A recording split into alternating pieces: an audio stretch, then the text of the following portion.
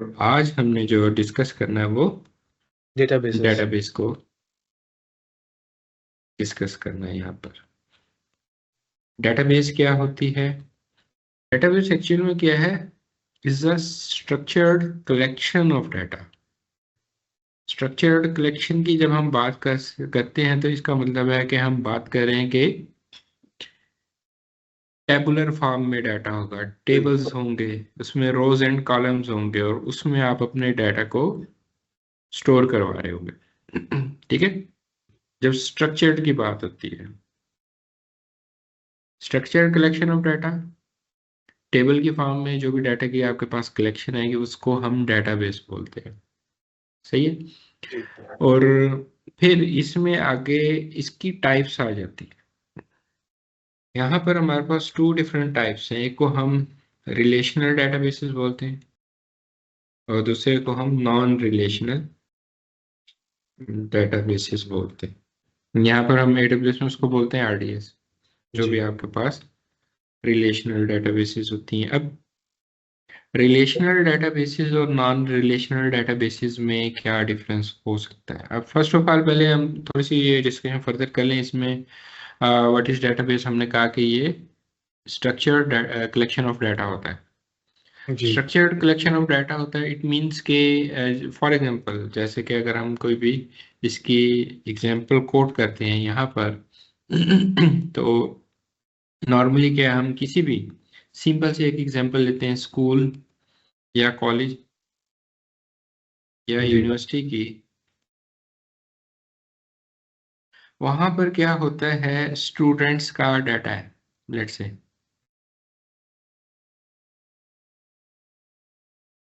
Students data की अगर हम बात करें, स्टूडेंट्स डाटा से मुराद क्या है कि उनका नेम क्या है, उनकी एज क्या है, ठीक है, जी। उनका अपना ईमेल आईडी क्या है, उनका कॉन्टेक्ट नंबर क्या है, एड्रेस आ गया, कौन से डिसिप्लिन में उन्होंने एडमिशन लिया है। इसी तरह से उनके जो भी लेट से कुछ जगह पे उनके सोशल मीडिया अकाउंट्स वगैरह भी लिए जाते हैं। फॉर एग्जांपल ये सारी की सारी इंफॉर्मेशन है। अब किसी भी स्कूल या कॉलेज या यूनिवर्सिटी में उनकी मेजर रिक्वायरमेंट क्या है कि उनके पास ये सेट ऑफ इंफॉर्मेशन होनी चाहिए हर स्टूडेंट की। ठीक है, बाकी इसमें फिर उसके अकॉर्डिंगली जो भी उनका मैकेनिज्म है उसके अकॉर्डिंगली वहां पर क्या होता है कि उनको रोल नंबर्स वगैरह अलाट होते हैं और उस डिसिप्लिन में वो उनको एडमिशन मिल जाता है। तो ये जब आपको सारी की सारी इंफॉर्मेशन गैदर करनी है तो इसके लिए हम क्या करते हैं, वहां पर एक अपनी डेटाबेस सेटअप करते हैं। तो उसी को यहाँ पर बता रहा है कि स्ट्रक्चर्ड कलेक्शन ऑफ डाटा है। तो आगे फिर सेकंड नंबर पे हमारे पास आ जाती है इसमें टाइप्स ऑफ डेटाबेसेस। डेटाबेसेस के आपके पास यहाँ पर कौन कौन से टाइप्स है? पहली रिलेशनल है, दूसरी नॉन रिलेशनल है। रिलेशनल डेटाबेसेस की अगर हम बात करते हैं तो ये हम स्टार्ट में जितनी भी हमारे सामने डेटाबेसेस आई थी उस तमाम की तमाम रिलेशनल डेटाबेसेस आई थी। जी। रिलेशनल डेटाबेस में आपके पास रोज एंड कॉलम्स में कंप्लीट इंफॉर्मेशन का होना जरूरी है। जैसे मैंने यहाँ पर कुछ नेम दिया है आपको, ये कुछ टाइप्स बताई हैं कि उसमें नेम है, एज है, ईमेल आईडी है, कॉन्टेक्ट नंबर है, एड्रेस है, एडमिशन है, एटसेट्रा। इनके अगेंस्ट आपको ये सारी इंफॉर्मेशन प्रोवाइड करनी है। ठीक है। नॉन रिलेशनल डेटाबेसेस जैसे आजकल हमारे पास नो एसक्यूएल डेटाबेसेस बहुत ज़्यादा यूज़ हो रही हैं। तो ये सारी की सारी क्या है, आपके पास एग्जांपल्स हैं नॉन रिलेशनल डेटाबेस के। अभी आगे जाकर मैं फर्दर इसकी डिटेल्स भी डिस्कस करता हूँ। तो जी। अब ये कहाँ पे यूज़ हो रही हैं, इनको यूज़ क्यों करना पड़ा है? जैसे हम देखते हैं यहाँ पर आपके पास डिफरेंट 3D एप्लीकेशंस हैं, डिफरेंट लाइव आपकी स्ट्रीमिंग्स चल रही होती हैं, डिफरेंट आपके पास लाइव गेम्स हम यहाँ पर खेल रहे हैं, नेटवर्क गेम्स हमारे पास चल रही हैं, मल्टीपल यूजर्स हैं, वो मिलकर ऑनलाइन गेम्स खेल रहे हैं। तो जी। उसमें क्या है, बहुत रैपिडली वहां पर बैकएंड पर हर चीज चेंज हो रही है। जी, आपका वो सीन चेंज हो रहा है, आप भागते जा रहे हैं, आप किल कर रहे हैं किसी को, कोई आप फाइटिंग गेम्स खेल रहे हैं, कोई आप रेसिंग गेम्स खेल रहे हैं, डिफरेंट जी, टाइप्स ऑफ गेम्स हैं वहाँ पर ऑनलाइन आपके पास अवेलेबल। टोटल वहाँ पर सीन चेंज होता जा रहा है। जब इतना रैपिडली वहाँ पर चेंज होता है तो हर फील्ड के अगेंस्ट डाटा कलेक्ट करना मुश्किल हो जाता है। ये टाइम टेकिंग प्रोसेस है। तो उसके लिए फिर उन्होंने क्या किया, यहाँ पर आपको नॉन रिलेशनल डेटाबेसेस भी उन्होंने इंट्रोड्यूस करवाई, और जिसकी वजह से आजकल इतनी ज़्यादा जो लाइव गेम्स वगैरह खेली जा रही हैं वो इसी की मदद से पॉसिबल हुआ है। इसी तरह से जो लाइव स्ट्रीमिंग आपको इतनी स्मूथ यहाँ पर मिलती है हाई क्वालिटी में, वो भी आपको नॉन रिलेशनल डेटाबेसेस की वजह से मिलती है। अभी जी, फर्दर हम इसकी आगे चल के डिस्कशन करते हैं, और इसमें मैं इसका एक आपको डॉक्यूमेंट भी दिखाते चलूँ जिसमें इसने सारी इंफॉर्मेशन आपको यहाँ पर डिस्कस की हुई, डेटाबेस क्या है और डिफरेंट टाइप्स ऑफ रिलेशनल और नॉन रिलेशनल डेटाबेसेस यहाँ पर कौन कौन सी यूज हो रही है। रिलेशनल में आपको बता रहा है आरडीएस और अरोरा है, जी, ठीक है। ये टू डिफरेंट आपको एडब्ल्यूएस में रिलेशनल डेटाबेसेस मिलती है, नॉन रिलेशनल में आपको की वैल्यू अमेजोन डायनामोडीबी का दे रहा है, ठीक है। और अमेजोन डॉक्यूमेंट डीबी का दे रहा है, अमेजोन इलास्टिक कैशे का दे रहा है, और मेमोरी डीबी आ रहा है यहाँ पर, नेपचून आ रहा है, जी, ई स्पेसिस आ रहा है, टाइम स्ट्रीम आ रहा है, मल्टीपल यहाँ पर आपका वो दिखा रहा है यहाँ पर जितनी भी उसके पास maximum non relational databases available है, ठीक है। तो फर्दर स्क्रॉल डाउन करें, ये कंपैरिजन बहुत ज़्यादा इंपॉर्टेंट है आपकी अंडरस्टैंडिंग के लिए कि रिलेशनल में कौन कौन सी आ रही है, इसके यूज केस क्या हो सकता है, ठीक है। वो सीआरएम और ईआरपी की यहाँ डिस्कशन कर रहा है कि इस किस्म के जो आपने काम करने हैं,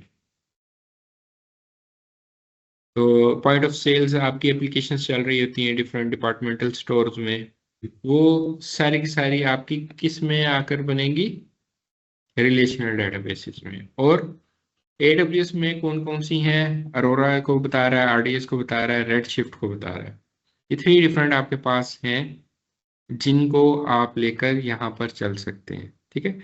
और इसी तरह से की वैल्यू में वो आपको बता रहा है हाई ट्रैफिक वेब एप्लीकेशंस के लिए आप इसको यूज करेंगे, और इसमें आप डायनामोडीबी को बहुत ज़्यादा यूज कर रहे होते हैं। इन मेमोरी मजीद भी है, भी मैं आगे चल के आपको डिटेल्स बताता हूँ इन मेमोरी का यूज केस क्या है। और बाकी ये जो यहाँ पर आ रही हैं इसमें अब तो खैर काफ़ी आ गई हुई हैं, डॉक्यूमेंट भी आ गई हुई है, white column, graph, time series, जैसे हमने वहाँ पर इसमें देखा कि टाइम सीरीज के लिए भी उसने आपको अमेजोन टाइम स्ट्रीम दी हुई है, ठीक है। तो ये आपके पास डिफरेंट यहाँ पर कैटेगरीज हैं, और आप जिस भी पर्पस के लिए यूज़ करवा रहे हैं अपने इन्वायरमेंट में, आप उसके अकॉर्डिंगली यहाँ से आकर इस टेबल से रीड कर सकते हैं कि कौन सी आपके लिए ज़्यादा बेनिफिशियल है, फिर आप उसकी कॉस्टिंग वगैरह चेक कर सकते हैं, ठीक है। जी, तो ये साथ साथ हम डिस्कशन करते हैं, और उसके साथ साथ हम यहाँ पर काम ये करते हैं कि अपना यहाँ पर एक डेटाबेस रेडी करना स्टार्ट करवा देते हैं, क्योंकि ये एक टाइम टेकिंग प्रोसेस है और इसमें हमें टाइम लगेगा। तो ये दोनों काम हम साथ साथ कर लेते हैं, और इसको मैं अथेंटिकेट करवा देता हूँ, और इसको मैं अपने पास लॉगिन कर लेता हूँ। ओके जी, हम यहाँ पर आ गए। एडब्ल्यूएस पर आने के बाद आपने सिंपल यहाँ पे टाइप करना है आरडीएस। आरडीएस जी, टाइप करेंगे तो आपको यहाँ पर वो लेकर आ जाएगा, इसमें आपने आरडीएस पे क्लिक कर देना है।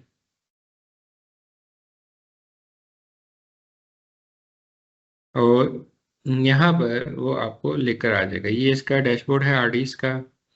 उसके लिए चाहे तो आप यहाँ पर क्रिएट डेटाबेस पर आ जाएं, या डेटाबेसेस में जाकर भी आप वहाँ पर आ सकते हैं। तो हम सिंपली क्या काम करते हैं, यहाँ पर क्रिएट डेटाबेस में आते हैं। ये इनकी एक पेड सर्विस है, फ्री नहीं है। जब आप इसका एक्सपेरिमेंट करेंगे तो आपको इसके चार्जेस बेयर करना पड़ेंगे। जी, यहाँ पर अगर टॉप पे देखें, आपको कह रहा है choose a database creation method. उसमें वो आपसे पूछ रहा है स्टैंडर्ड क्रिएशन है या इजी क्रिएट है। इजी में मिनिमल से स्टेप्स हो जाएंगे आपके पास, और स्टैंडर्ड में वो आपको मैक्सिमम स्टेप्स यहाँ पर दिखाएगा। ठीक है, स्क्रॉल डाउन करेंगे, ये देखें अब काफ़ी ज़्यादा यहाँ पर नीचे स्टेप्स आ गए। जी। सही है, तो इजी में वो आपको थोड़े से स्टेप्स दिखाएगा, मिनिमल स्टेप्स के साथ आप जाकर अपनी क्रिएशन कर सकते हैं। बट हमने इन डिटेल देखना है यहाँ पर चीज़ों को, तो उसके लिए हम क्या करेंगे, यहाँ पर स्टैंडर्ड क्रिएशन पे आ जाएंगे। और जी। इंजन टाइप आपसे पूछ रहा है कि कौन सी इंजन टाइप आप यहाँ पर यूज़ करना चाह रहे हैं। मल्टीपल है, जैसे वो पोस्टग्रे एसक्यूएल को दे रहा है, अरोरा को दे जी। रहा है, माई एसक्यूएल, पोस्टग्रे एसक्यूएल, और ओरेकल है, मारिया डीबी है, डिफरेंट आपके पास माइक्रोसॉफ्ट एसक्यूएल और आईबीएम डीबी वगैरह वो यहाँ पर दिखा रहा है। नॉर्मली जो हम यूज कर रहे होते हैं वो यहाँ पर ज्यादातर इन केसेस के लिए हम माई एसक्यूएल को यूज करेंगे, ओरेकल को करेंगे, या आईबीएम को करेंगे। अब लेट्स से मैंने अभी यहाँ पर इसने अरोरा को चूज किया हुआ था, तो अगर मैं स्क्रॉल डाउन करके आपको बॉटम में लेकर आता हूँ तो ये देखिए मुझे बता रहा है कि कितना मुझे इसका चार्ज होगा। ये पर मंथ चार्जेस आ रहे हैं आपके सामने। ठीक है, टोटल स्टोरेज और वो उसके डीबी इंस्टेंस को मिला के 1000 प्लस यूएसडी मुझे पर मंथ यहाँ पर चार्ज होंगे। तो जी। हर एक के यहाँ पर वो आपको बताएगा। लेट से मैं इसमें माई एसक्यूएल को चूज करता हूँ, तो अब मैं स्क्रॉल डाउन करके नीचे आऊँगा तो ये देखें, ये मुझे बता रहा है कि इसके डीबी इंस्टेंस के कितने हैं, स्टोरेज के कितने हैं। प्रोविजन आईऑप्स अगर आपको नहीं चाहिए आप ये माइनस कर सकते हैं। जी। सही है, अभी देखिए इसमें आपको बेनिफिट क्या मिल रहा है, प्रोविजन आईऑप्स का मिल रहा है, जो कि आपको अरोरा में नहीं मिल रहा था। तो ये हमारे यूज केस पे डिपेंड होता है, हमने अपने यूज केस को स्टडी कहाँ पर करना है, यहाँ पर आके करना है। यहाँ पर ये हमें बताएगा। फर्दर आपने जाना है इसकी डिटेल में, आप यहाँ पर क्लिक करेंगे तो न्यू टैब में आपको इसकी डिटेल बता देगा जो कि हमने यहाँ पर रीड करनी है एज पर आवर सिनेरियो, जो भी हम यहाँ पर इम्प्लीमेंट करने जा रहे हैं। तो उसके अकॉर्डिंगली हमने वहां पर अपनी किसी भी डेटाबेस को चूज करना है। कौन कौन यूज कर रहा है, कौन कौन से डिफरेंट क्लाइंट्स हैं, यहाँ पर वो बता रहा है, सैमसंग है, पैनासोनिक है। ठीक है, इस तरह से यहाँ पर हमारे सामने मल्टीपल क्लाइंट्स आ रहे हैं इसके, जो इसकी इस डीबी को यूज कर रहे हैं यहाँ पर। इस तरह से आप किसी दूसरे पर जाएंगे तो यहाँ पर वो आपको उसकी डिटेल्स भी दिखाएगा, और इसके क्या आपको डिफरेंट बेनिफिट्स मिल रहे हैं ये भी यहाँ पे आपको बताएगा। अभी हम देखते हैं वहाँ पर जैसे ही हम इसके ऑप्शंस चूज करेंगे वो हमें बताएगा। ठीक है, ये देखें अब ये इसके डिफरेंट क्लाइंट्स आ गए, कौन कौन से क्लाइंट्स इनकी ये जो सर्विस है उसको यूज कर रहे हैं। जितने जी। मेजर क्लाइंट्स हैं वो सारे यहाँ पर आपको दिखा रहा होगा।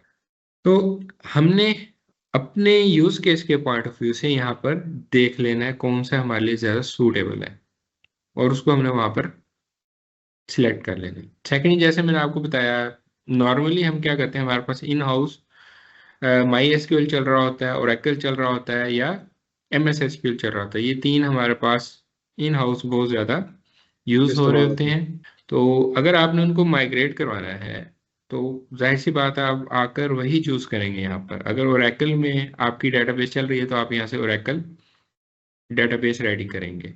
अगर आपके पास एम एस एसक्यूएल चल रही है तो आप एम एस एसक्यूएल डेटाबेस यहाँ पे रेडी करेंगे। अगर आपके पास माई एसक्यूएल चल रही है तो आप यहाँ से माई एसक्यूएल को रेडी सेलेक्ट करेंगे। करेंगे। जी। ठीक है,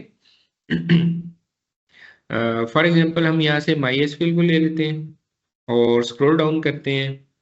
तो यहाँ पर फर्स्ट ऑफ ऑल वो आपसे पूछ रहा है कि इसका इंजन वर्जन आप कौन सा यूज करना चाह रहे हैं। ठीक है, तो ये हमें इंफॉर्मेशन देनी होती है हमारी डेव टीम ने, जो भी, या डेटाबेस टीम जो कि काम कर रही होती है इस पर, वो बताएगी कि जो एप्लीकेशन है वो कौन से इंजन पर उसने डिज़ाइन की हुई है। और ये चेंज होते रहते हैं इंजन वर्जन इसके। बाय डिफ़ॉल्ट इसने लेटेस्ट यूज़ किया हुआ होता है। अगर आपका किसी ओल्डर इंजन पर जो डेटाबेस चल रही है तो आप यहाँ से वो चूज़ कर सकते हैं। फॉर नाउ हम इसको इसी तरह से ले लेते हैं जो भी वो दे रहा है। और यहाँ पर आपके पास टेम्पलेट्स में वो कह रहा है कि आपके पास 3 डिफरेंट हैं टेम्पलेट्स। करें choose a sample template to meet your use case. एक फ्री टेयर है, फ्री टेयर पे अगर आप आते हैं तो ये देखें काफ़ी सारी ऑप्शंस। फर्स्ट ऑफ ऑल तो उसने अवेलेबिलिटी एंड ड्यूरेबिलिटी को डिसेबल कर दिया। यहाँ पे बता रहा है कि आप मल्टी एजी इन्वायरमेंट नहीं क्रिएट कर सकते, इसका क्लस्टर्स आप इसके नहीं बना सकते। ठीक है, ये सारी ऑप्शन उसने ग्रेड आउट कर दी है, ये आप यूज नहीं कर सकते। अब इसमें उसने लिमिट कर दिया हुआ आपको, ये देख रहे हैं काफी सारी ऑप्शंस आपकी चलेगी। स्टैंडर्ड क्लास नहीं ले सकते, मेमोरी ऑप्टिमाइज नहीं ले सकते, बस टेबल ले सकते हैं सिर्फ और सिर्फ। तो इस तरह से ये आपको यहाँ पर लिमिट कर देता है। डेव टेस्ट में जाए, अगर आप कोई टेस्टिंग एनवायरनमेंट अपना सेटअप करना चाह रहे हैं तो उसके अकॉर्डिंगली ये आपको यहाँ पर इंफॉर्मेशन दे देगा। और अगर आप स्क्रॉल डाउन करेंगे, बिल्कुल बॉटम पर आएंगे, तो ये देखें यहाँ पर वो आपको दिखा रहा है कि इसके आपको कोई चार्जेस वगैरह नहीं नहीं बनाए। पड़ेंगे। जी ठीक है ना, तो आप इसको टेस्टिंग एनवायरनमेंट के हिसाब से सेटअप कर सकते हैं। ठीक है, बट अगेन इसमें भी आपके पास लिमिटेशंस होती हैं, जैसे वो आपको kerberos ऑथेंटिकेशन यहाँ पर नहीं दे रहा है। और ऊपर आएंगे, ऊपर भी आपको कुछ ऑप्शन उसने डिसेबल करके दी हुई होंगी। जी तो ये हमें कहीं ना कहीं लिमिट कर रहा होता है। ठीक है, तो जो प्रोटेक्शन इन्वायरमेंट है इसमें आपके पास कंप्लीट जो होती है ऑप्शंस वो अवेलेबल होती हैं। आप उसके अकॉर्डिंगली यहाँ पर आकर उसको सेटअप कर सकते हैं। ऑब्वियस जब हमने प्रोडक्शन में काम करना है तो हम यहाँ से प्रोडक्शन टीयर लेंगे इसका। हमने डेव टेस्ट या फ्री टीयर यहाँ पर नहीं लेना। जी तो फॉर नाउ मैं क्या कर रहा हूँ, यहाँ पर डेव टेस्ट ले रहा हूँ। आपकी मर्जी इसको ले लें, आपकी मर्जी प्रोडक्शन को ले लें। सही है।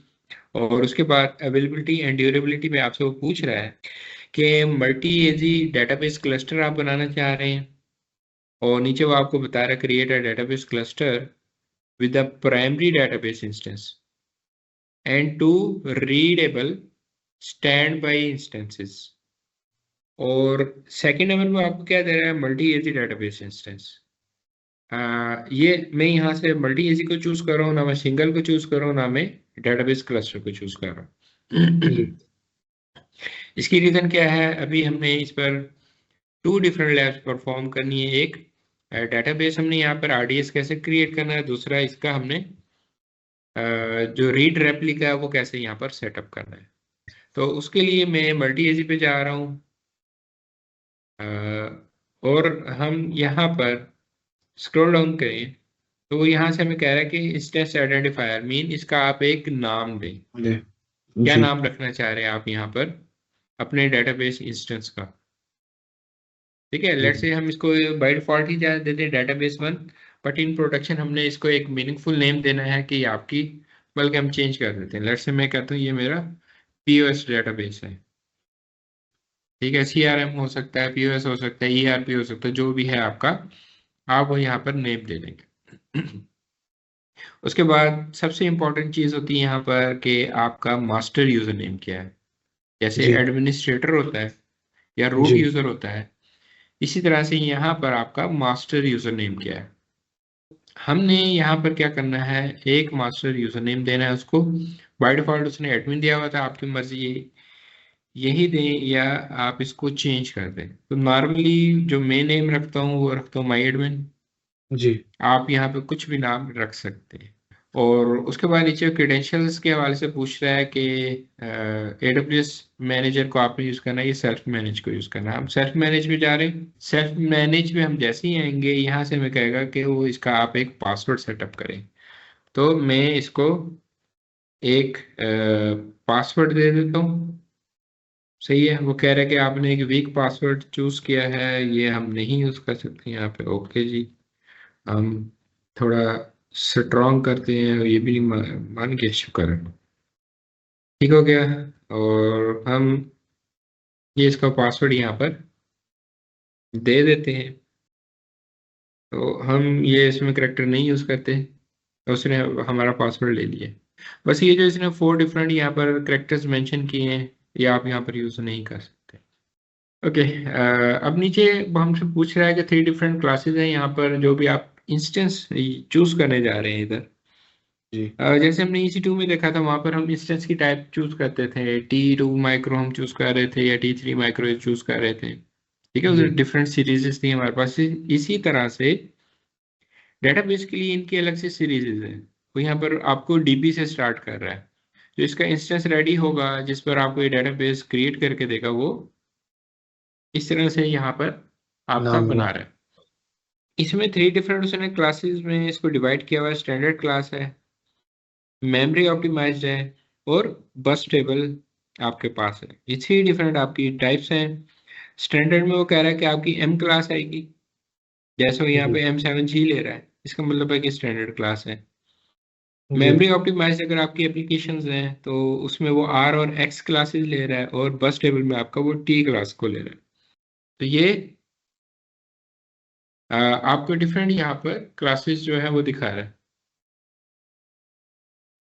है। फॉर नाउ हम क्या करते हैं, इसको स्टैंडर्ड क्लासेस में ही जाने देते हैं, और यहाँ पर वो हमें दिखा रहा है कि 2 VCP और 8 GB मेमोरी, और आगे ये इंक्रीज होते जा रहे हैं।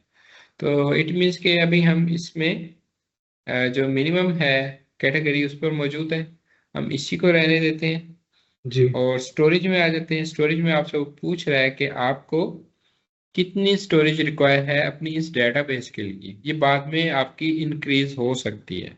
बाय डिफॉल्ट वो 200 GB इसको एलोकेट कर रहा है, और वो जी। बता रहा है आपको कि मिनिमम 200 GB दे सकते हैं और मैक्सिमम 65 1000। टेराबाइट्स आप इसको दे बाप रे सकते बाप। हैं। सिंगल डेटाबेस के केस आप इतनी उसको जो स्टोरेज है वो एलोकेट कर सकते हैं। तो लेट से मैं इसको 20 कर देता हूँ। हमें इतनी ज़्यादा यहाँ पर नहीं चाहिए, टेस्टिंग ही करनी हमने, जी बल्कि 50 कर देते हैं चलो, या 100 कर देते हैं। 100 कर दी मैंने, ठीक है। हम ये ले लेते हैं, और ये आप इसको इंक्रीज कर सकते हैं। कहाँ तक जा सकते हैं, इसने आपको टेराबाइट्स में दिया हुआ। एडवांस पे क्लिक करते हैं, और यहाँ पे अगर आपको आई ऑप्स भी चाहिए हैं तो वो भी आप सेटअप कर सकते हैं, लेकिन हमने क्या चूज किया है, डेव टेस्ट। आएगा। डेव जी टेस्ट में वो आपको अलाउ नहीं करेगा, वो प्रोडक्शन में अलाउ करेगा कि आप यहाँ पर अपने हिसाब से आई ऑप्स दे दें। सेकंड उसमें ऑप्शन दे रहा है आपको वो स्टोरेज ऑटो स्केलिंग की। बाय डिफॉल्ट ऑटो स्केलिंग इसमें एनेबल होती है। अगर तो आपको ऑटो स्केलिंग रिक्वायर है तो उसको जाने दें, अदरवाइज आप इसको डिसेबल कर दें। इसका आपको बेनिफिट क्या होगा, लेट से आपने यहाँ पर साइज दिया 100 GB, 100 GB फुल हो जाता है, फिर उस केस में क्या करेगा वो, उसमें अगर आपने ऑटो स्केलिंग एनेबल किया हुआ है तो ऑटोमेटिकली जो साइज दिया हुआ है वो ऑटोमेटिकली स्केल अप हो जाएगा उसमें। सही है। और अगर आपने ये डिसेबल किया हुआ है तो वो फिर इसको स्केल अप नहीं करेगा, आपको मैनुअली काम करना पड़ेगा, तो फिर जो आपका नया डाटा का वो जाया सेव नहीं होता होगा। रहेगा। तो ये भी आपके पास एक अच्छी ऑप्शन है इन प्रोडक्शन, आप इसको लेकर चल सकते हैं। और वो आपको बता रहा है कि मिनिमम आप इसका साइज 110 GB रखेंगे। क्यों दे रहा है, क्योंकि आपने ऊपर 100 GB दिया है। लेट्स से अगर मैं यहाँ पे 50 GB करता हूँ, तो ये देखिएगा अब उसने यहाँ पर चेंज कर दिया। तो ये आपका हमेशा ऊपर वाला जो भी आपने साइज दिया उससे ज्यादा होना चाहिए। ठीक है, फॉर एग्जाम्पल मैं यहाँ पे 50 कर देता हूँ एलोकेट, और इधर मैं उसको कहता हूँ कि 100 कर दो। इसको हम यूज करवा लेते हैं यहाँ पर। तो ऑटोमेटिकली जैसे ही आपकी 50 GB स्पेस यहाँ पर फुल होगी, वो उसको स्केल अप करके 100 GB तक ले जाएगा। ये बाद जी में भी आप चेंज कर सकते हैं, जरूरी नहीं कि आपने ड्यूरिंग अभी कर। क्रिएशन ही ये सारा काम करना है। और नीचे वो आपसे पूछ रहा है कनेक्टिविटी पॉइंट ऑफ व्यू से कि कनेक्ट करना चाह रहे हैं इसको या नहीं करना चाह रहे हैं, अप टू यू, आपने इसको सेटअप करना है तो आप इसको कर सकते हैं, अदरवाइज आप इसको डू नॉट कनेक्ट पर ही रहने दें। हम इसको डिफरेंट मेथड से कनेक्ट कर सकते हैं, तो इसलिए हमें यहाँ पर ज़रूरत नहीं है। तो मैं जी इसको डू नॉट कनेक्ट पर ही रहने देता हूँ। और आईपी स्कीम आपसे नीचे वो पूछ रहा है, IPv4 लेना चाह रहे हैं या डुअल स्टैक के साथ आप जाना चाह रहे हैं, अप टू यू। जो भी आपके इन्वायरमेंट की रिक्वायरमेंट होगी उसके अकॉर्डिंगली आप यूज़ कर लेंगे। अगर आपके इन्वायरमेंट में IPv6 यूज़ हो रहा था आप डुअल स्टैक पर आ जाएंगे, अदरवाइज आप इसमें IPv4 के साथ ही जाने देंगे। ठीक है। और नेक्स्ट वो VPC पूछ रहा है कौन से VPC में करें। तो फिलहाल हमारे इस रीजन में डिफॉल्ट VPC है, उसको हम ले लेते हैं। अगर हमने कोई कस्टम क्रिएट किए होते तो वो हमें यहाँ पर हमारे वो VPC दिखा देता। जी इसी तरह से सबनेट ग्रुप भी वो कह रहा है डिफॉल्ट। पब्लिक एक्सेस बिल्कुल हमने देनी है, जी तभी हम अपने उस जो है डेटाबेस उसको कनेक्ट कर पाएंगे। नो कर देंगे तो प्राइवेट रहेगा। ठीक है।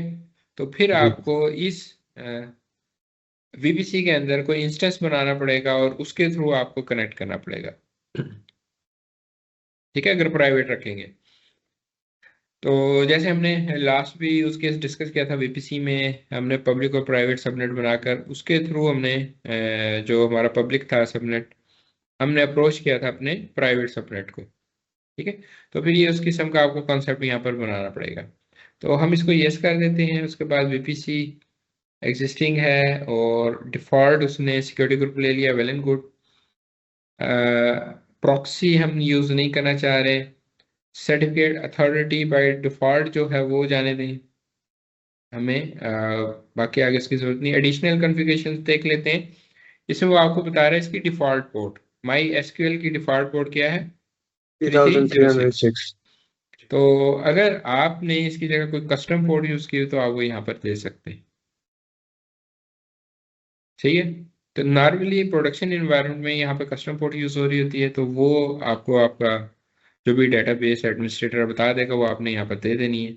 ऑथेंटिकेशन टाइप थ्री डिफरेंट है हमारे पास। एक है पासवर्ड ऑथेंटिकेशन, जैसे हमने ऊपर सेटअप कर दिया है, जी यूजर नेम और उसको पासवर्ड दे दिया। दूसरा वो कह रहा है आईएम डेटाबेस ऑथेंटिकेशन के, आईएम यूजर आपका यहाँ पर ऑथेंटिकेट करेगा, उसको फिर आपको आरडीएस की एक्सेस देनी पड़ेगी। थर्ड इसमें करप्रोस ऑथेंटिकेशन है, जो कि आपके एक्सटर्नल यूजर्स होते हैं उनके लिए होती है।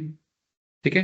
तो अप टू यू, आप कौन से यूज करना चाह रहे हैं। हम फिलहाल जा रहे हैं पासवर्ड ऑथेंटिकेशन के साथ, क्योंकि हमने वही सेटअप किया है। उसके बाद अगर आपको इसके लॉक्स वगैरह चाहिए तो आप यहाँ पर एनेबल रहने दें, अदरवाइज आप इसको डिसेबल भी कर सकते हैं। सारा आप पे डिपेंड करता है कि आपको कौन सी यहाँ पे इंफॉर्मेशन रिक्वायर है, कौन सी नहीं है। और इनहेंस मॉनिटरिंग के हवाले से भी आपसे वो पूछ रहा है, अभी फिलहाल हम इसको डिसेबल कर देते हैं इसी तरह से। यहाँ पर अगर आपने फर्दर कोई डेटाबेस वगैरह बनानी है तो वो भी आप इसमें बना सकते हैं। बैकअप आप उसका लेना चाह रहे हैं, फिलहाल मैं इसको ऑफ कर रहा हूँ, बट इन प्रोडक्शन आपने इसको ऑन रखना है। इंक्रिप्शन एनेबल ही रहने दें। और अगर आपको लॉग्स चाहिए, इसमें 4 डिफरेंट टाइप्स ऑफ लॉग्स होते हैं। एक ऑडिट लॉग होता है, एक एरर लॉग, एक जनरल लॉग और एक स्लो क्यूरी लॉग्स। ये 4 डिफरेंट आपके पास लॉग्स जनरेट होते हैं और वो जा रहे होते हैं वहां पर।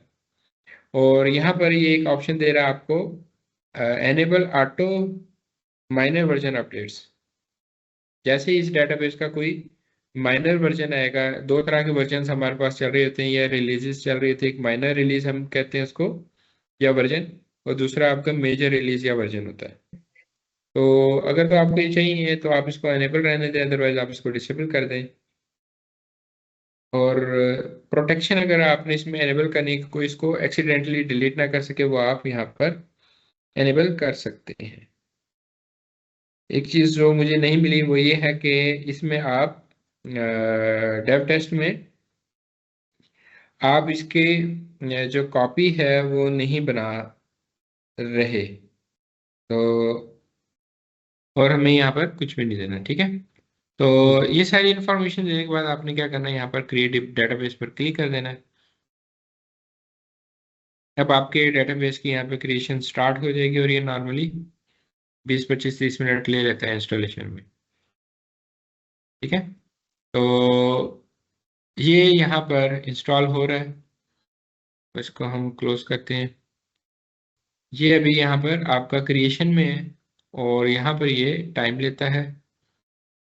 जब तक ये क्रिएट हो रहा है आगे हम फर्दर डिस्कशन कर लेते हैं इसकी थ्योरी पॉइंट ऑफ व्यू से। और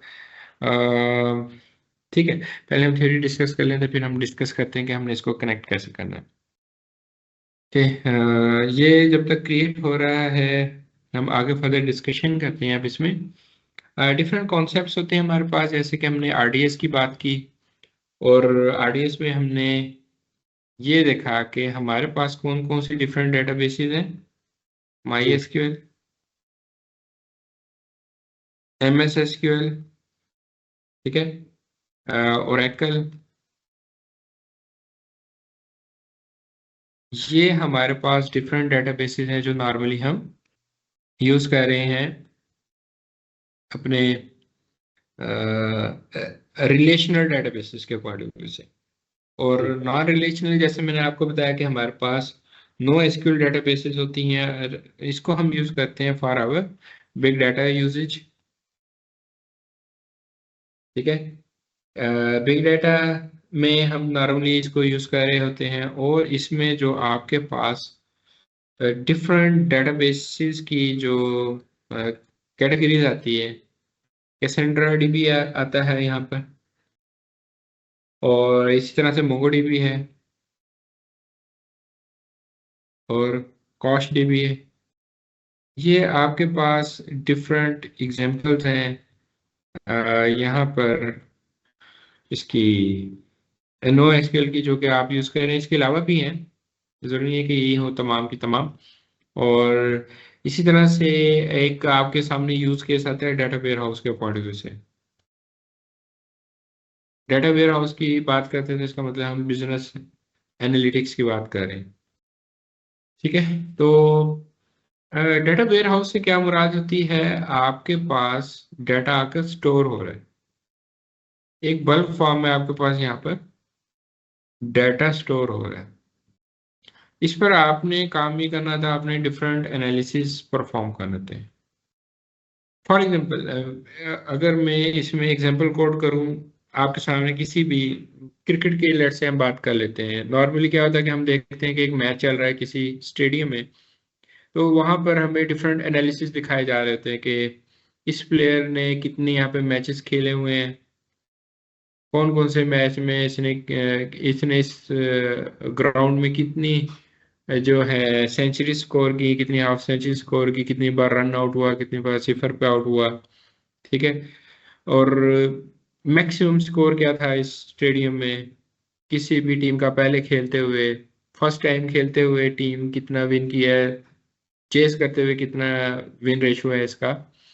तो जी इस किस्म के काफी सारे आपके सामने जो एनालिसिस आ रहे होते हैं, वो उनके पास कहाँ से होते हैं कि उन्होंने क्रिकेट रिकॉर्ड्स के पॉइंट ऑफ व्यू से एक डाटा वेयर हाउस अपना सेटअप किया हुआ है। ठीक है, उसके जी अंदर आपका वो सारे का सारा रिकॉर्ड मौजूद है, और उसके अकॉर्डिंगली वो वहां पर आपको सारी इंफॉर्मेशन दे रहा होता है। सही है। जी तो ये हमारे सामने एक एग्जांपल है इसकी डाटा वेयर हाउस की, कि आप प्रैक्टिकली उसको कैसे यूज कर रहे होते हैं। और इसी तरह से लेट्स से इसका एक और यूज केस अगर हम डिस्कस करें ऑनलाइन एनालिटिक्स प्रोसेसिंग के पॉइंट ऑफ व्यू से।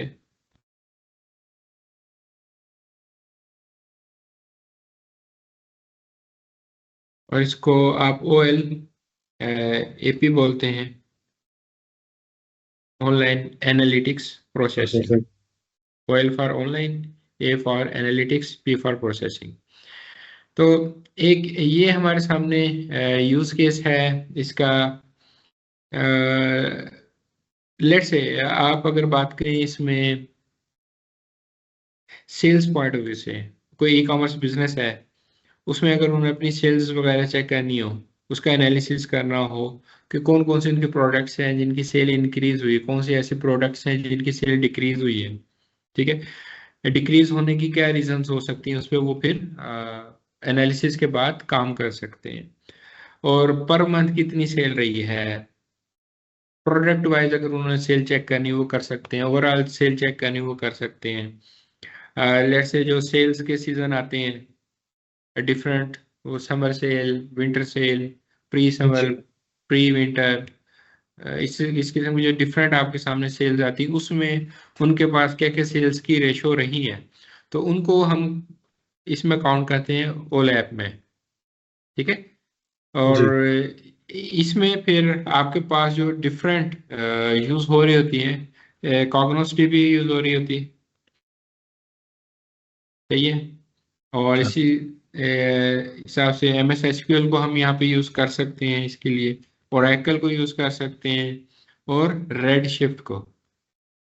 ये आपको मैं डिफरेंट यूज केसेस यहाँ पे गाइड कर रहा हूँ, जो कि हम इस्तेमाल कर डिफरेंट सकते हैं। सिनेरियोज में यहाँ पे यूज करते हैं। आपको ये चीज मिलेगी, ओल ऐप का जिक्र आएगा, उसमें आपके पास कुछ क्वेश्चंस में एग्जाम पॉइंट ऑफ व्यू से अगर आप चेक करेंगे ना कोई डम्प्स वगैरह, तो उसमें आपको ये नजर आएगा वर्ड होल ऐप लिखा हुआ। तो उसमें वो पूछ रहा होता है कि आपके सामने ये सिनेरियो है, तो कौन सी डीबी आपके लिए ज़्यादा फिजिबल होगी। तो आप इजीली फिर वहां से जज कर सकते हैं कि कौन सी डेटाबेस आपके लिए यहाँ पर ज़्यादा फिजिबल है या सूटेबल है। इसी तरह से आपके सामने कुछ ऐसे केसेस आते हैं, जैसे फॉर एग्जांपल किसी भी कॉलेज या यूनिवर्सिटी में एडमिशन्स ओपन होते हैं, तो वहाँ पर क्या है कि वो ऑनलाइन एप्लीकेशन फॉर्म्स वगैरह ले रहे हैं। तो इस किस्म के काम हो गए, या कोई जॉब पोर्टल है जहाँ पर वो ऑनलाइन फॉर्म्स वगैरह फिलअप करवा रहे होते हैं यूजर से। तो इसका मतलब है कि वहाँ पर उस स्पेसिफिक टाइम ड्यूरेशन में बहुत ज़्यादा यूज़र आएगा। ठीक है ना। जी। तो हमने काम ये करना होता है कि हमने रीड और राइट ऑपरेशंस को यहाँ पर कंट्रोल करना होता है। जैसे हमने यहाँ पर अपनी एक डेटाबेस बनाई है, अब इसको जो हम डेटाबेस बना रहे हैं इसको हम मास्टर डेटाबेस बोलते हैं। अभी मैं आगे चल के आपको बताता हूँ उसके हवाले से भी। तो इसमें फिर हमारे पास क्या काम होता है कि हमने कोशिश ये करनी होती है कि रीड ऑपरेशन कम से कम हो, सॉरी राइट ऑपरेशंस कम से कम हो, रीड ऑपरेशंस उसमें ज़्यादा हो। तो इस सिनेरियो को भी हमने माइंड में रखते हुए यहाँ पर अपनी डेटाबेसिस को मैनेज करना होता है। तो अब काम ये है कि यहाँ पर हमने एक टाइप देखी थी मेमोरी के पॉइंट ऑफ व्यू से। तो यहाँ पर इस चीज को हम बोलते हैं in memory databases.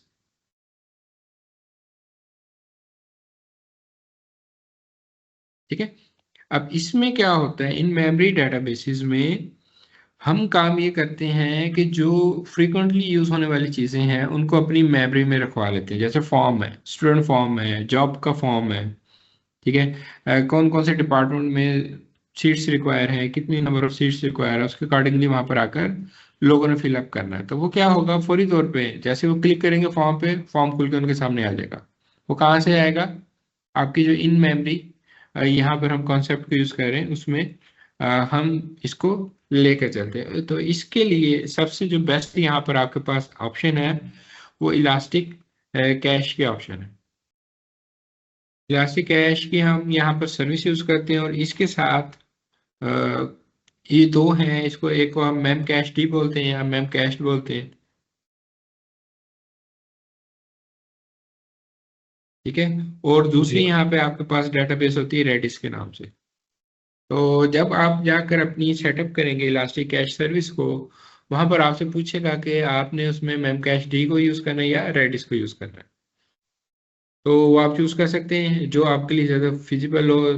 Normally reddish या मेम कैश डी, जो भी आपके लिए ज्यादा फिजिबल है आपने वहां पर ले लेनी है।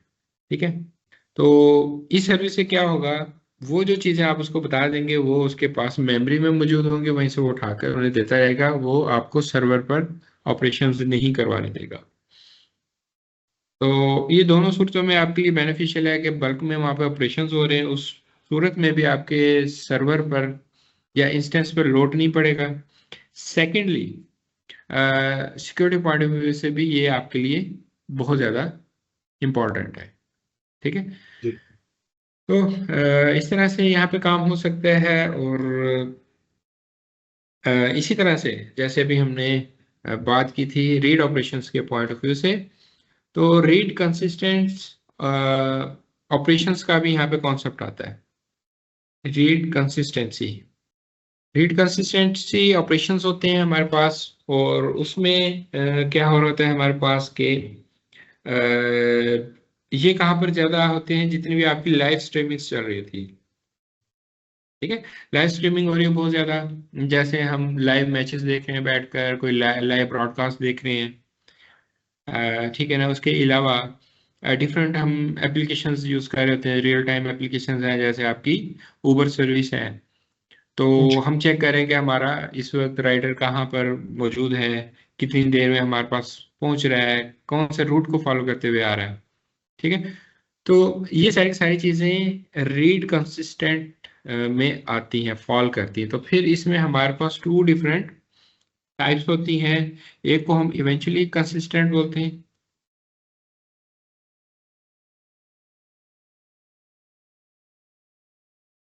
और दूसरे को हम स्ट्रांगली कंसिस्टेंट बोलते हैं। अच्छा।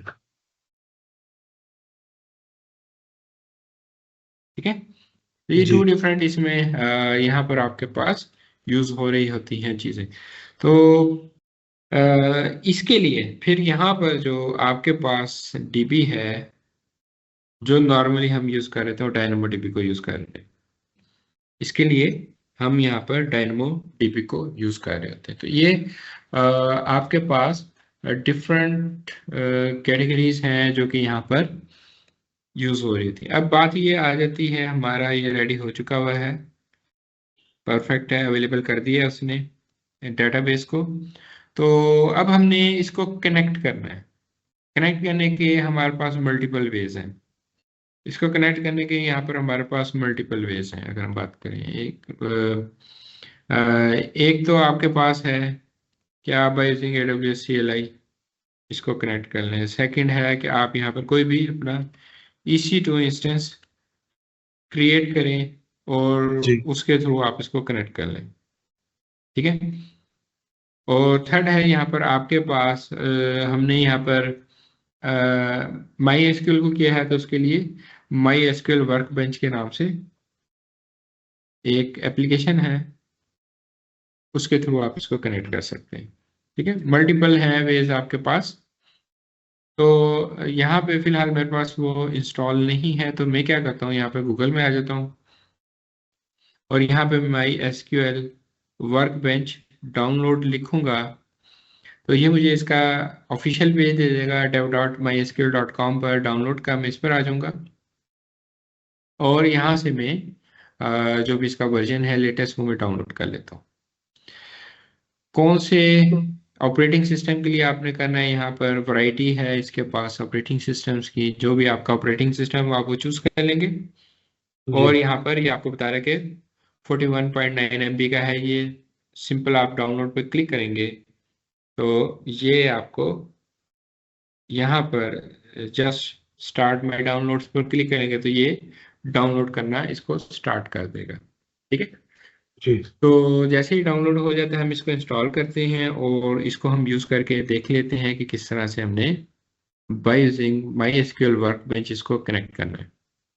परफेक्ट है, ये डाउनलोड हो गया। मैं इसको ओपन फाइल पे क्लिक करता हूँ तो अभी इसकी इंस्टॉलेशन स्टार्ट हो जाएगी। नेक्स्ट करते हैं।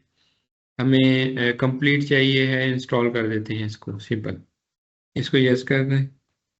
इसको हम फिनिश करते ही हमें लॉन्च करके दे देगा यहाँ पर। ओके जी। ये हमारे पास लॉन्च होकर आ गया है। इस पर आने से पहले हम थोड़ी सी अपनी ये जो डेटाबेस हमने क्रिएट की इसके ऑप्शंस हम एक्सप्लोर कर लेते हैं। हम अपनी डेटाबेस पर आएंगे तो यहाँ पर ये इसकी सारी समरी हमें बता रहा है। डीबी आइडेंटिफायर क्या है, ठीक है, स्टेटस क्या है, क्लास कौन सी आपने ली हुई है, रोल टाइप क्या है इसकी, इंजन आपने कौन सा यूज किया है। ठीक है, हमने माई एसक्यूएल इंस्टॉलेशन की थी वो यहाँ पे दिखा रहा है।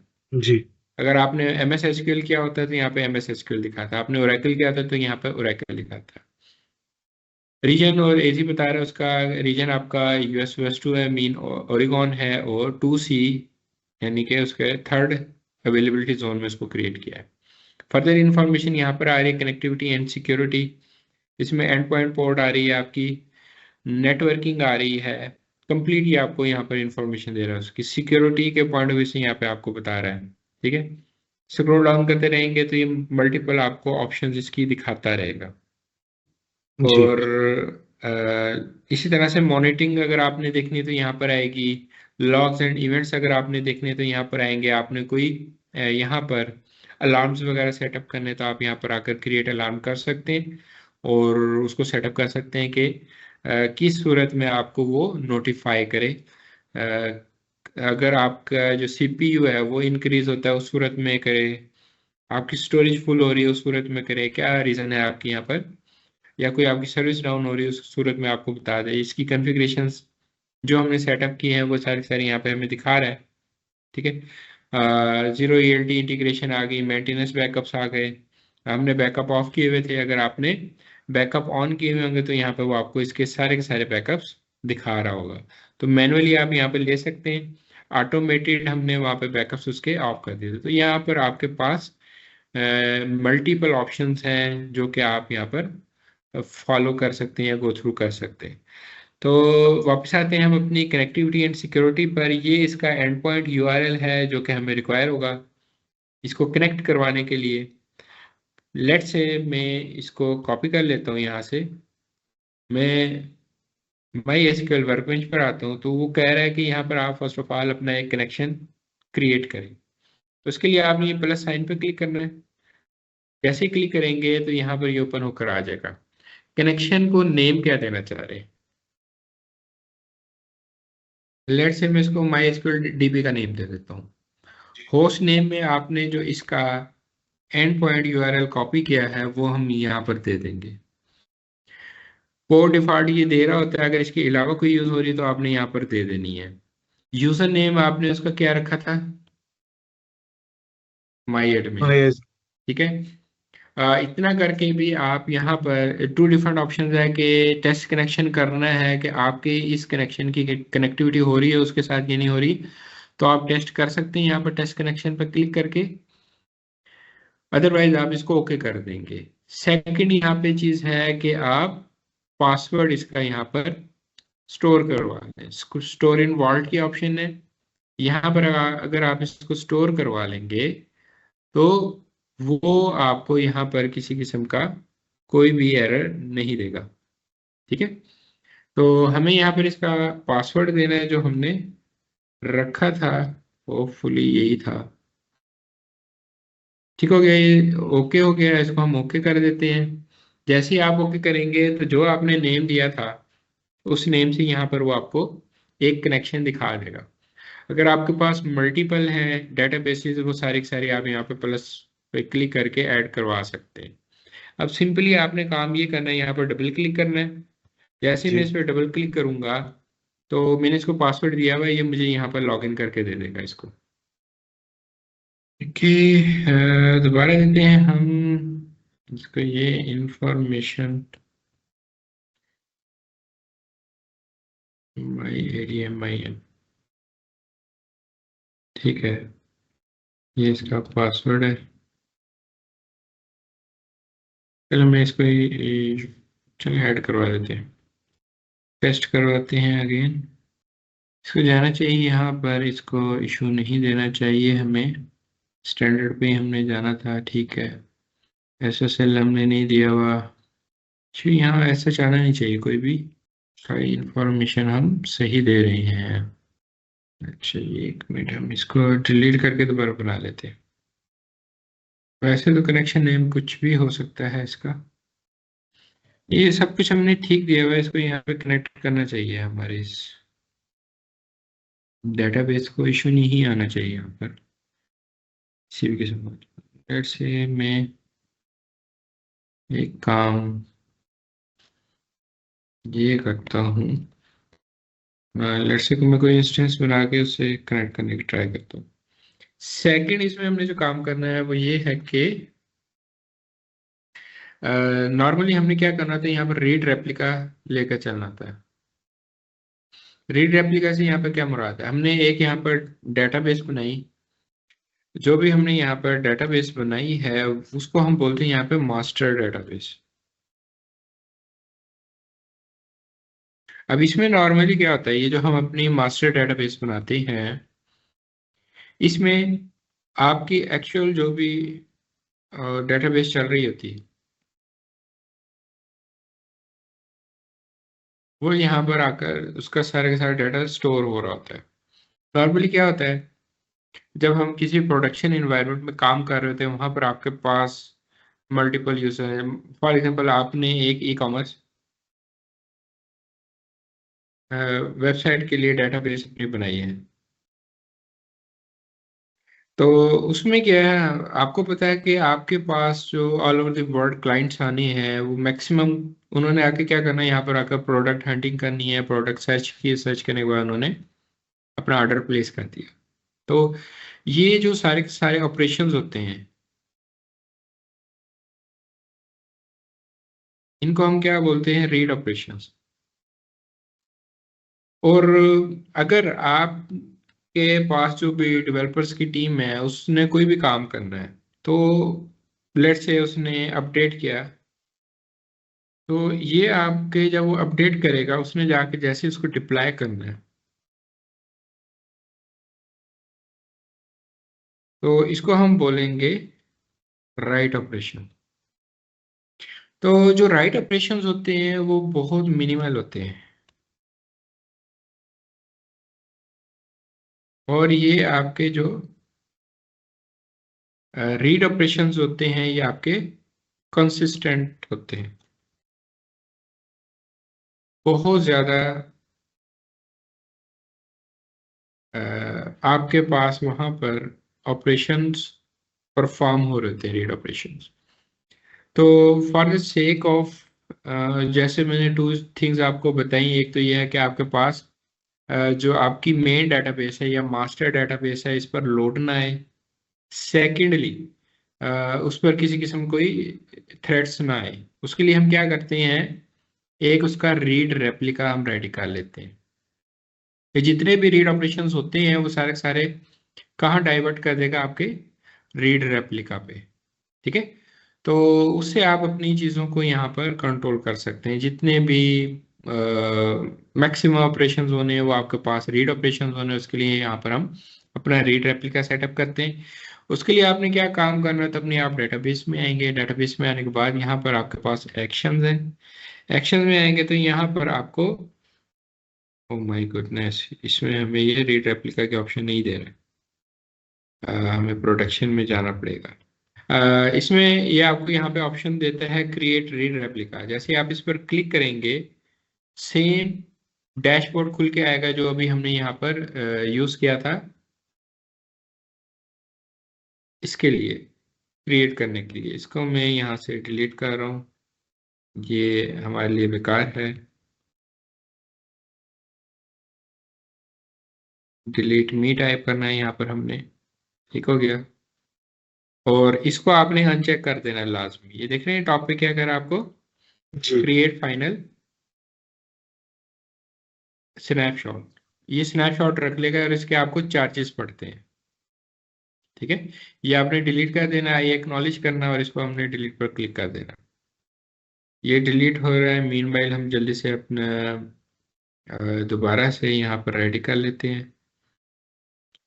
और ठीक है, ये प्रोडक्शन का हम ले रहे हैं, मल्टी एजी में आ जाते हैं।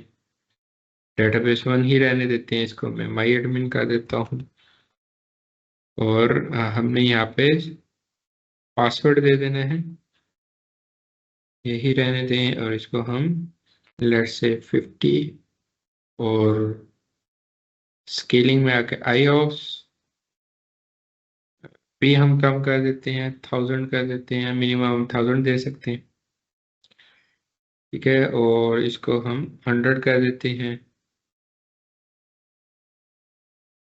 और हमें यहाँ पे कुछ नहीं चाहिए है, पब्लिक कर दें।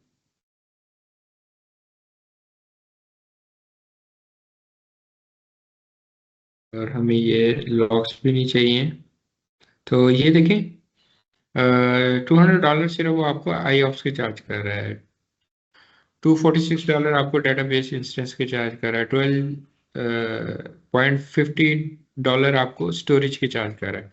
तो पर मंथ आपको कितने यहाँ पे चार्ज हो रहे हैं, 458। तो हम इसको क्रिएट करते हैं,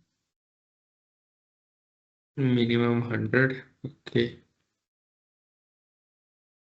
और यहाँ पे हम 150 कर देते हैं।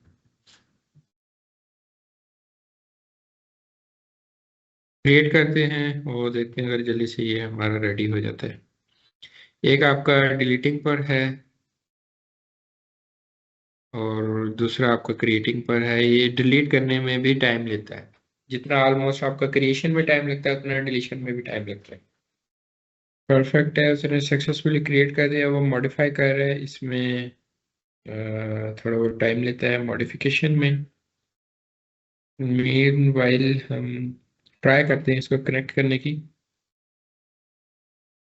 अगर ये हमें इसको कनेक्ट करने देता है, लेट्स से मैं यहाँ पर आकर इसका कनेक्शन स्टैब्लिश करता हूँ। लेट्स से मैं इसको टेस्ट टीपी का नाम देता हूँ।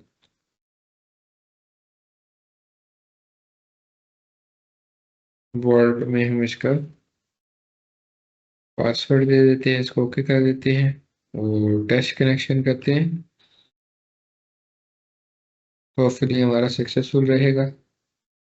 उसने अभी यहाँ पर एरर थ्रो किया है, वेट कर लेते हैं थोड़ा, इसकी मॉडिफिकेशंस वो डिलीट हो गया है। डेटाबेसेस में आते हैं, अभी ये मॉडिफिकेशन में ही है। हाँ, एक चीज हमने चेक नहीं की इसमें, सिक्योरिटी ग्रुप में हमने नहीं देखा कि पोर्ट उसमें अलाउ है या नहीं है। कहना तो चाहिए फिर इसे, और ट्रैफिक अलाउ है इसमें। अच्छा, ये है सिक्योरिटी ग्रुप पर, और ट्रैफिक अलाउ, कैंसिल करें इसको। उसने सिक्योरिटी ग्रुप पर उसको और ट्रैफिक अलाउ की हुई है। बस हम क्या करना है, माई एसक्यूएल अरोरा को लेना है यहाँ पर, और हमें एनी आईपी लेना है। ये रीजन थी, ये वो इसलिए कनेक्ट नहीं कर रहा था, सिर्फ उसने सिक्योरिटी ग्रुप पर अलाउ की हुई थी। और लेट्स से अब हम यहाँ पर आकर टेस्ट कनेक्शन करते हैं। परफेक्ट है, ये देखो सक्सेसफुल मैसेज दे दिया हमें। इसको हम ओके करते हैं, और ये टेस्ट डीबी वाला हमने किया, इसमें मैं डबल क्लिक करूंगा तो अब ये मुझे यहाँ पर ओपन करके दिखा देगा मेरी डेटाबेस। इंस्टेंस पे आते हैं, यहाँ पर भी हम चेक कर लेते हैं, और यहाँ पर भी हम उसको एंड पॉइंट दे देते हैं। यहाँ पे कनेक्ट हो गया, ये देखें, ये हमारा यहाँ पे कनेक्ट होकर आ गया। सही है। जी तो ये मैनेजमेंट इंफॉर्मेशन है, कुछ इंस्टेंस इंफॉर्मेशन है, कुछ इसमें परफॉर्मेंस इंफॉर्मेशन है जो यहाँ पर आप चेक कर सकते हैं। मैनेजमेंट में अगर आप सर्वर स्टेटस पे क्लिक करेंगे तो आपको यहाँ पर वो ओपन करके दिखाएगा इसकी इंफॉर्मेशन क्या है, होस्ट आईपी क्या है, सॉकेट कौन सी यूज कर रहा है, पोर्ट कौन सी यूज कर रहा है, वर्जन कौन सा यूज हो रहा है यहाँ पर, और टाइप कौन सी है यहाँ पर उसकी, लिनक्स में बता रहा है। ठीक है, ये सारी यहाँ पर इंफॉर्मेशन आपके पास आ रही है काफी सारी। ठीक है, जी तो इसको आप यहाँ पर चेक कर सकते हैं one by one. Client connections कौन कौन से यहाँ पर इसके सेटअप है वो आप देख सकते हैं। इसी तरह से यूजर्स एंड प्रिविलेजेस मल्टीपल आप यहाँ पर यूजर्स क्रिएट कर सकते हैं फॉर दिस डेटाबेस, और उनको कंट्रोल कर सकते हैं यहाँ पर। ठीक है, जी तो अभी फिलहाल हमने कौन सा क्रिएट किया हुआ था यहाँ पे, माई एडमिन, उसकी यहाँ पे जी हमें इंफॉर्मेशन दे रहा है, लॉगिन किया है, टाइप किया है इसकी ऑथेंटिकेशन। सही है? तो ये आपके पास डिफरेंट यहाँ पर इंफॉर्मेशन आ रही होती है जो कि आप यहाँ पर चेक कर सकते हैं। अकाउंट लिमिटेशंस आप उस पर अप्लाई कर सकते हैं, एडमिनिस्ट्रेटिव रोल्स वगैरह जो आप सेटअप कर सकते हैं, ये सारे का सारा काम होता है आपके जो डेटाबेस एडमिनिस्ट्रेटर्स हैं उनका, उन्होंने इन जी सारी चीज़ों को सेटअप करना होता है। ठीक है, और इसी तरह से डेटाबेस हमने यहाँ पर एक बनाई थी डेटाबेस वन के नाम से, वो आपको कहाँ पर मिलेगी, यहाँ पर ये देखें, आपको दो ऑप्शंस दे रहा है, एक एडमिनिस्ट्रेशन की दे रहा है, दूसरी स्कीमास की दे रहा है। जी स्कीमास पे आएंगे तो यहाँ पर ये आपको दिखा रहा है, सिस्टम पे क्लिक करेंगे तो यहाँ पर ये आपके पास टेबल्स, व्यूज और ये सारी सारी इंफॉर्मेशन आ रही है। ठीक है, तो जी अगर आपने टेबल क्रिएट करना है, यहाँ पर आप देखेंगे अभी फिलहाल कोई टेबल नहीं है, राइट क्लिक करेंगे क्रिएट टेबल कर लेंगे, और जी यहाँ पर आपने उसको नेम दे देना है। लेट्स से मैं टेस्ट टेबल का नेम दे रहा हूँ। सही है, कोई कमेंट्स वगैरह आपने पास करने वो दे देंगे, और जो भी आपने यहाँ पर डिफरेंट इंफॉर्मेशंस वगैरह देनी है, कॉलम का क्या नेम होगा वो यहाँ पर आप सेटअप कर सकते हैं। सही है, ये उसकी टाइप बता रहा है, इंटीजर है, प्राइमरी की है, ये सारी इंफॉर्मेशन आ रही है। और मल्टीपल आप इसमें कॉलम्स वगैरह ऐड कर सकते हैं, फॉरेन कीज आ गई, ट्रिगर्स आ गए, ये सारी चीज़ें यहाँ पर ऐड की जा सकती हैं। उसके बाद आप अप्लाई करेंगे तो ये यहाँ पर आपको एक टेबल दे देगा, इसको आप अप्लाई कर दें और डन कर दें तो यहाँ पर ये आपको जाकर दे देगा। अभी हमने पूरी इन्फॉर्मेशन नहीं दी हुई, इसलिए यहाँ पर वो आपको एरर दे रहा है, वो कह रहा है कि यहाँ पर आप प्राइमरी की सेटअप करें फर्स्ट ऑफ ऑल इसकी, जो कि हमने यहाँ पर नहीं दी। ठीक है, जी। तो वो जब आप सेटअप कर लेंगे तो वो आपको यहाँ पर काम करने देगा। तो यहाँ से आप इस तरह से कनेक्ट कर सकते हैं और देख सकते हैं डाटा आपका क्या चल रहा है। और दूसरे नंबर पे हम इसका ये कॉपी करते हैं एंड पॉइंट और शिफ्ट इंसर्ट से यहाँ पे पेस्ट करके हिट एंटर करेंगे। और इसको अब हम अगर पासवर्ड देंगे तो ये हमें यहाँ पे कनेक्ट कर देगा। ठीक है, अब वो देखें उसने आपको यहाँ पर कनेक्ट करके दे दिया है। अब यहाँ पर आप इसमें कमांड्स वगैरह रन कर सकते हैं और सारी वो जो भी आपको इंफॉर्मेशन रिक्वायर है वो यहाँ से आपको गैदर कर सकते हैं। शो टेबल्स करें, शो इसकी डिफरेंट कमांड्स हैं, तो वो सारी सारी आप यहाँ पर आकर टेस्ट कर सकते हैं। ठीक हो गया। और सेकंड जो हमने इसमें टेस्टिंग करनी थी वो हमने करनी है इसमें रीड रेप्लिकास की। उसके लिए आप एक्शंस पर आएंगे तो अब ये देखें आपको ऑप्शन दे रहा है यहाँ पर क्रिएट रीड रेप्लिका। इसमें आ जाएंगे तो ये सेम डैशबोर्ड ओपन होकर आपके सामने आएगा। ये आपको डेटाबेस को दे रहा है कौन से डेटाबेस का आप रीड रेप्लिका बनाने चाह रहे हैं और आप उसको नेम दे देंगे। रीड रेप्लिका आप किसका बना रहे हैं, मैंने सेम नेम दे दिया जिस डेटाबेस का मैं बनाने जा रहा हूँ। अगेन वो आपसे पूछ रहा है कि स्टैंडर्ड बनाना है, आपने मेमोरी ऑप्टिमाइज बनाना है या बस टेबल बनाना है, कौन सा रीजन कौन सा है। अब ये जरूरी नहीं है कि आप इसी रीजन में बनाएं, अब आप अपना रीजन चेंज कर सकते हैं। ठीक है, जी। ये क्रॉस रीजन भी आपका जा सकता है। फॉर एग्जांपल आपको पता है कि आपके जो लंदन रीजन है यहाँ पर बहुत ज़्यादा यूजर्स हैं, यहाँ से बहुत ज़्यादा यूजर्स आपकी एप्लीकेशन यूज़ कर रहे हैं, तो आप वो चेंज करके आप उसमें जाके अपने रीड रेप्लिका बना सकते हैं। ठीक है, वो लंदन रीजन में आपका ये रीड रेप्लिका बनाएगा। यहाँ से आप अपनी कैटेगरी चेंज कर सकते हैं, GP2 ले लें। रीड रेप्लिका इसमें आपको IOPS वगैरह चाहिए होंगे क्योंकि इस पर ज़्यादा वर्क ऑपरेशंस चल रहे थे, तो उसके अकॉर्डिंगली आप यहाँ पर इसको सेट कर सकते हैं। एलोकेशन आपको कितनी चाहिए स्टोरेज की, ऑटो स्केलिंग चाहिए इसकी नहीं चाहिए, तो सिंगल DB इंस्टेंस आप बनाना चाह रहे हैं या मल्टी, सिंगल करना है तो इसको सिंगल कर दें, इसके भी आपने मल्टी बनाना है तो मल्टी पे चले जाए। ठीक है, अब तो ये सेम सारी वो ऑप्शंस हैं जो भी हमने जैसे हमने डेटाबेस क्रिएट की थी उसके हमने देखी थी वहां पर। ठीक है, सारी की सारी वो सेम आ रही है आपके सामने ऑप्शंस। यहाँ पर उसने आपको ऑप्शन दी हुई enable auto minor version updates के, अगर आपको अपडेट्स भी चाहिए तो वो आप यहाँ पर सेटअप कर सकते हैं। और उसके बाद आपने सिंपल क्रिएट रीड रेप्लिका करना है। तो ये क्या करेगा, आपके लंदन रीजन में जाकर एक रीड रेप्लिका बना देगा। ठीक है, उस पर मॉडिफिकेशंस नहीं हो सकेंगी। मॉडिफिकेशंस कहाँ पर होंगे, आपके जो आपका यहाँ पर मेन डेटाबेस है उसमें। देखिए मैंने उसको डिलीट करने की ट्राई की तो वो मुझे कहता है कि इसमें प्रोटेक्शन एनेबल है आपकी।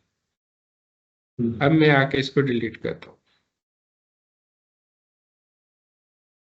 हमें नहीं चाहिए। ऑटोमेटेड बैकअप्स भी नहीं चाहिए, ये सारे आपने अनचेक कर देने और डिलीट भी यहाँ पे टाइप करना है आपने और डिलीट पर क्लिक कर देना है।